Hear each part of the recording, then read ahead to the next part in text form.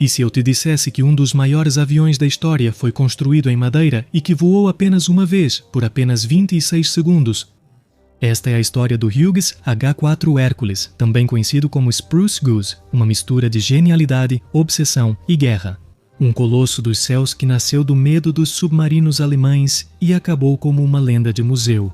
Mas por trás desse voo fugaz existe uma história bastante interessante, de engenharia sem precedentes, conflitos políticos e o ego do próprio Howard Hughes. O que motivou um projeto desse tipo? Por que foi feito assim e após tanto esforço nunca mais voou?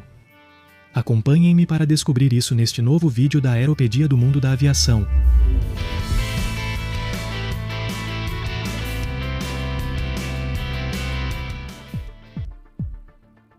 Em 1942, o mundo estava mergulhado na Segunda Guerra Mundial. As rotas marítimas aliadas eram um alvo fácil para os submarinos U-boats alemães. Só no Atlântico, milhares de toneladas de suprimentos eram afundadas toda semana. O exército dos Estados Unidos precisava de uma solução urgente: transportar tropas e equipamentos pesados pelo ar, contornando o perigo do oceano.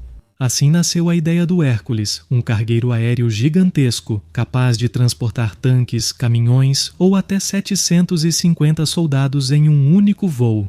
A encomenda foi feita para Henry J. Kaiser, um magnata da construção naval, em colaboração com Howard Hughes, um excêntrico empresário, aviador e cineasta.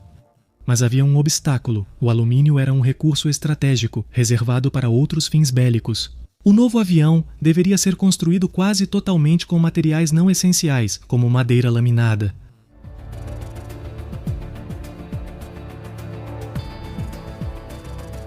Hughes assumiu o desafio com seu perfeccionismo habitual. O avião teria uma envergadura nunca vista, quase 98 metros mais do que um Boeing 747 ou até mesmo um Airbus A380.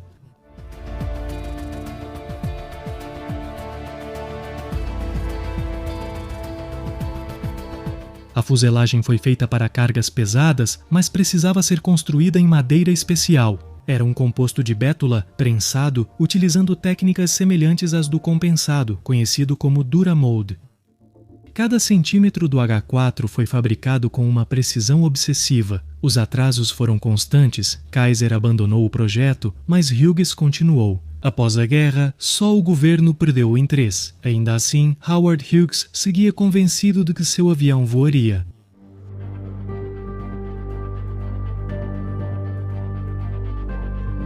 Howard Hughes não era um empresário comum. Era milionário desde jovem, piloto desde os 14 anos e uma figura pública que despertava fascínio e controvérsia. Da mesma forma, produziu filmes em Hollywood, quebrou recordes mundiais de velocidade aérea e fundou sua própria companhia aeronáutica, Hughes Aircraft.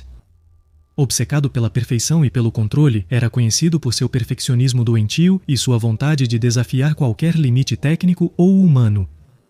Naquele momento, o que se esperava dele não era apenas construir um avião, era provar que a aviação podia oferecer soluções estratégicas capazes de mudar o rumo da guerra. Para Hughes, o H-4 não era um projeto qualquer, era seu legado pessoal.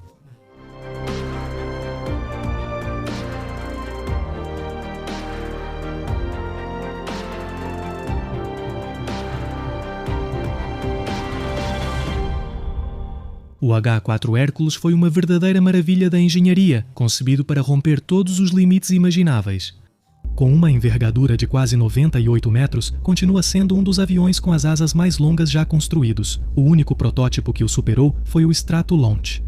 Seu comprimento total chegava a 66,6 metros e ele se elevava 24 metros acima do solo, quase como um prédio de 8 andares.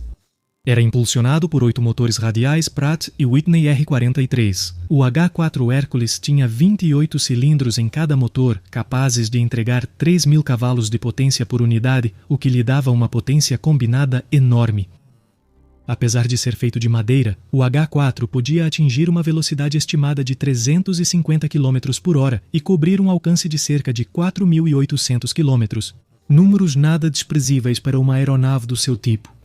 Em termos de carga, podia transportar mais de 68 toneladas, o que incluía 4. Havia tanques, caminhões ou até 750 soldados.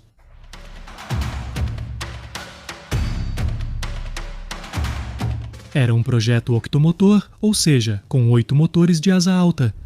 Tinha um peso máximo de decolagem de 181 toneladas e um alcance de 4.800 km, com os tanques de combustível internos. Sua velocidade máxima era de aproximadamente 350 km por hora.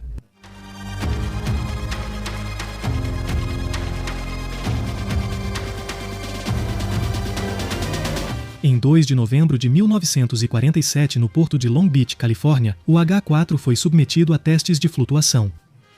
Howard Hughes estava decidido a provar que sua obra não era um fracasso. Naquele dia, com uma tripulação mínima e muitos céticos observando, ele levou o avião da pista para a água. Depois de algumas acelerações sobre a superfície, a cerca de 217 km por hora, o gigante de madeira decolou. Voou apenas 21 metros acima da água, percorreu pouco mais de 1 quilômetro pelo ar e pousou suavemente. Esse voo durou apenas 26 segundos, mas foi o suficiente para que Hughes pudesse dizer que voava. As testemunhas do voo ficaram impressionadas. O avião havia decolado de forma suave, sem vibrações ou sinais de instabilidade. O próprio Howard Hughes pilotou pessoalmente essa aeronave, e seu gesto foi interpretado por muitos como um ato de redenção.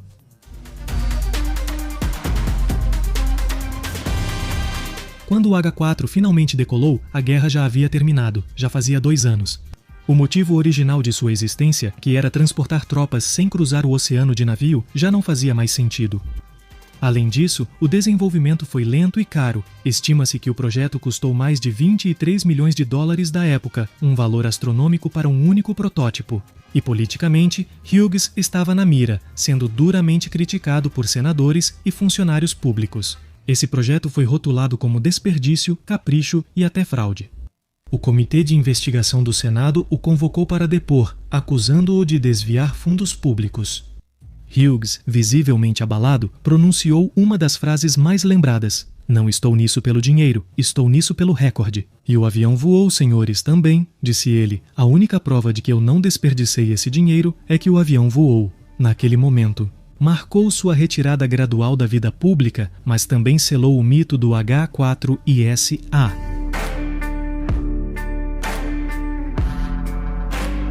Apesar de suas limitações práticas, o H-4 Hércules deixou uma marca na história da aviação, não apenas pelo seu tamanho, mas pelo que representou. O sonho de ultrapassar os limites do possível foi precursor de conceitos como o transporte aéreo em massa e os aviões de grande porte. Também mostrou que materiais alternativos podiam ser usados até em estruturas complexas como as de aviões. A técnica do Duramold, por exemplo, foi fundamental em outros desenvolvimentos posteriores.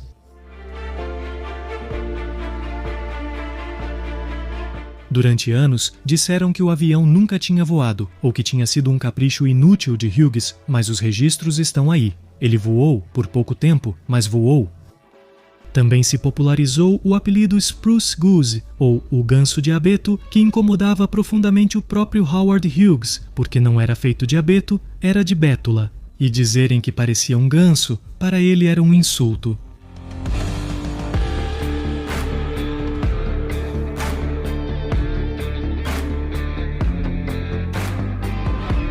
Depois do voo, Hughes ordenou que o H-4 fosse mantido pronto para voar durante décadas, pagando técnicos para mantê-lo em condições operacionais.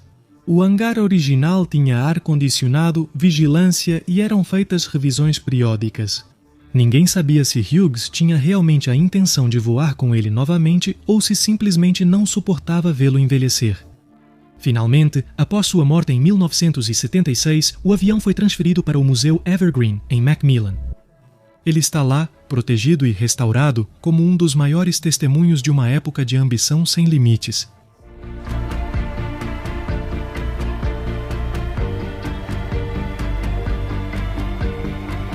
O Hughes H-4 Hércules não mudou o curso da guerra, nem revolucionou o transporte aéreo, mas seu breve voo se elevou como um símbolo de ambição, engenhosidade e uma pitada de loucura.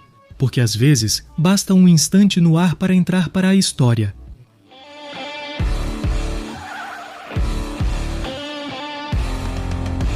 Espero que tenham gostado do vídeo. Sou Marcos, e este é o Mundo da Aviação, Aeropedia.